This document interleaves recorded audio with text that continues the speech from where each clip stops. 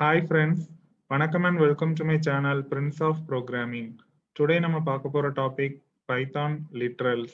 So, literals அப்படின்னா என்னன்னா a literal is a number or string that appears directly in a program. So literal may be number இருக்கலாம் or string. String அப்படின்னா sequence of characters இருக்கலாம்.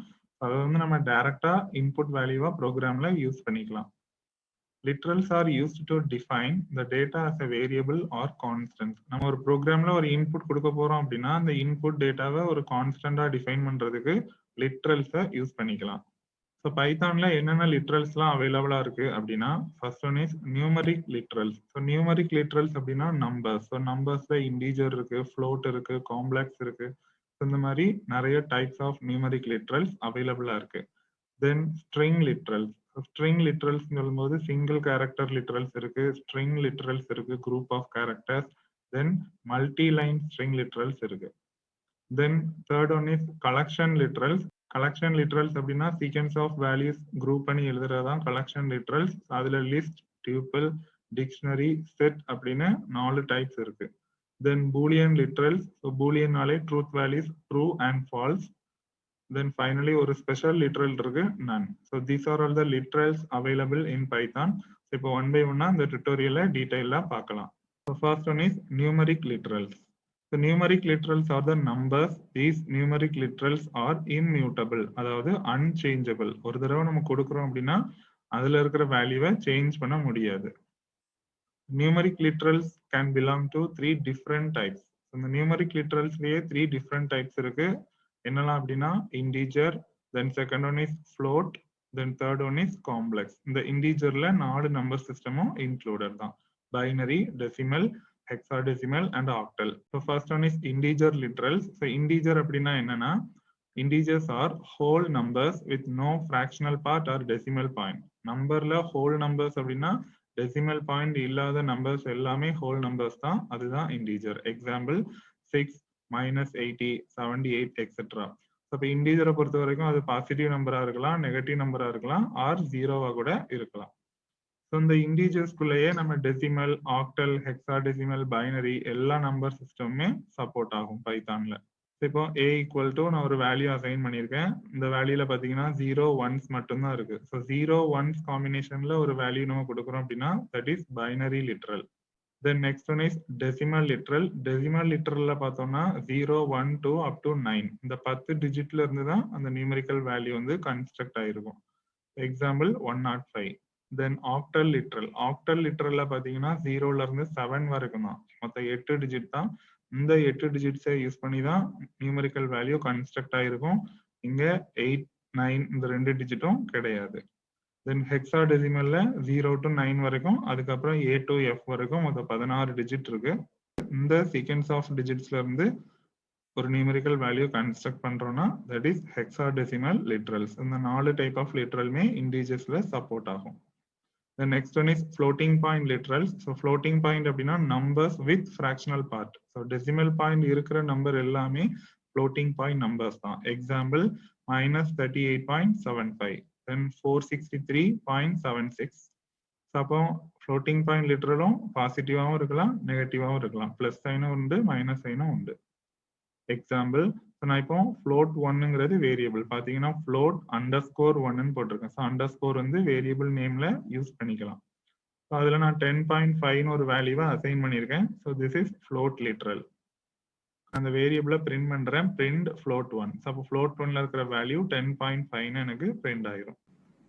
Next, floats may be expressed in scientific notation using the letter E. So இந்த float வேல்யூவை நம்ம scientific நோட்டேஷன்லையும் represent பண்ணிக்கலாம் using the letter E. So இல வந்து lower case லெட்டரும் use பண்ணிக்கலாம், அப்பர் கேஸ் லெட்டரும் யூஸ் பண்ணிக்கலாம். இங்கிற லெட்டரை நம்ம யூஸ் பண்ணும்போது which indicates the power of 10. So power 10 value கண்டுபிடிக்கணும். ஸோ எக்ஸாம்பிள் நான் float _2 அப்படிங்கிற ஒரு வேரியபிள் யூஸ் பண்ணியிருக்கேன். அதில் ஸோ 1.5 E2 அப்படிங்கிற லிட்ரலாக நான் இப்போ அசைன் பண்ணியிருக்கேன். ஸோ இது ஒரு ஃப்ளோட் லிட்ரல். ஸோ இதை நம்ம இப்போ சயின்டிஃபிக் நோட்டேஷனில் ஈங்கிற கேரக்டரை யூஸ் பண்ணி எக்ஸ்பிரஸ் பண்ணியிருக்கோம். So 1.5 E2 which is equal to 1.5 into 10 square, 10 to the power 2. So அதை கால்குலேட் ஆகி அந்த வேல்யூ தான் அந்த float _2ங்கிற வேரியபிளில் போய் அசைன் ஆகிருக்கும். ஸோ நான் இப்போ இந்த வேரியபிளை பிரிண்ட் பண்ணும்போது எனக்கு சயின்டிஃபிக் நோட்டேஷனாக பிரிண்ட் ஆகாது, அந்த வேல்யூ 10 to the பவருக்கு ரைஸ் ஆகி அதோட ரிசல்ட் வந்து டிஸ்பிளே ஆகும். ஸோ 1.5 into 10 square அதோட வேல்யூ வந்து 150.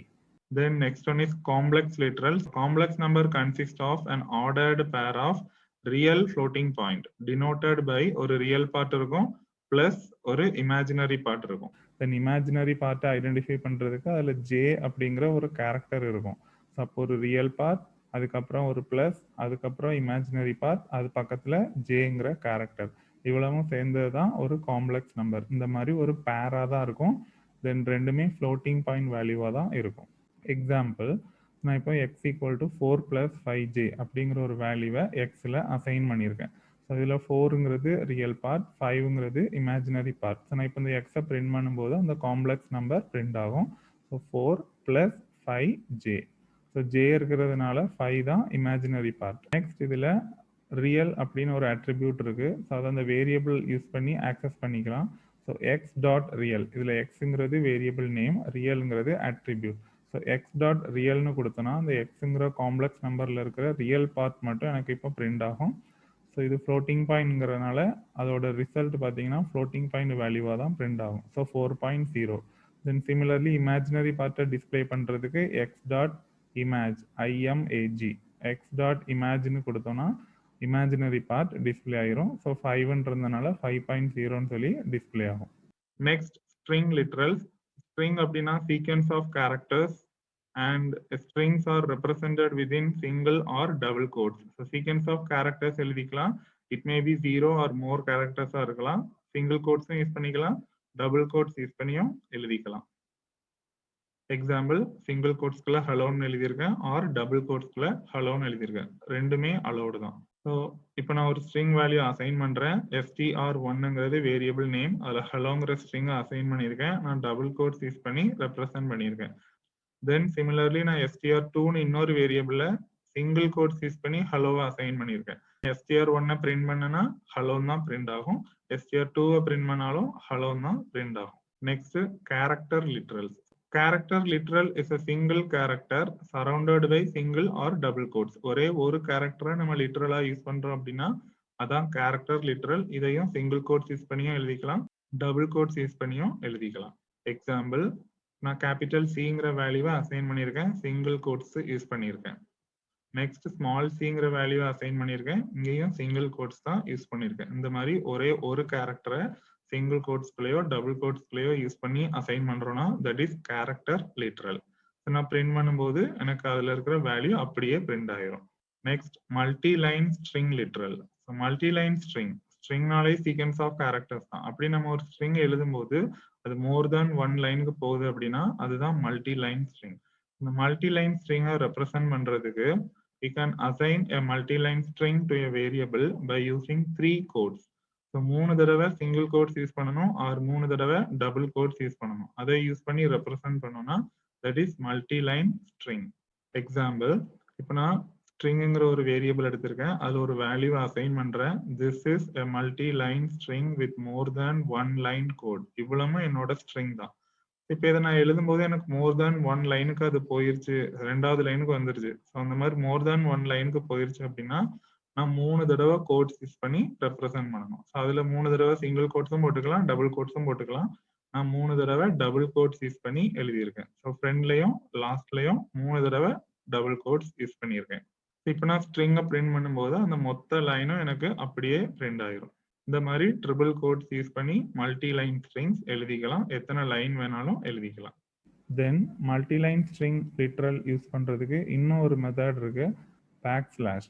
ஸோ நான் இப்போ இதில் string2 அப்படிங்கிற ஒரு வேரியபிள் கொடுத்துருக்கேன், அதில் ஹாய் அப்படிங்கிற ஒரு வேல்யூவை அசைன் பண்ணியிருக்கேன். ஸோ இது ஸ்ட்ரிங்கிறதுனால நான் இப்போ டபுள் கோட்ஸில் ஸ்டார்ட் பண்ணியிருக்கேன். பட் இப்போ என்னோட ஸ்ட்ரிங் வந்து இன்னும் முடியல. ஸோ நான் இதை நெக்ஸ்ட் லைனுக்கு கண்டினியூ பண்ணுறதுக்கு லைன் கண்டினியூவேஷன் கேரக்டர் அப்படின்னு பைத்தானில் ஒரு சிம்பிள் இருக்கு, அதுதான் பேக்ஸ்லாஷ்.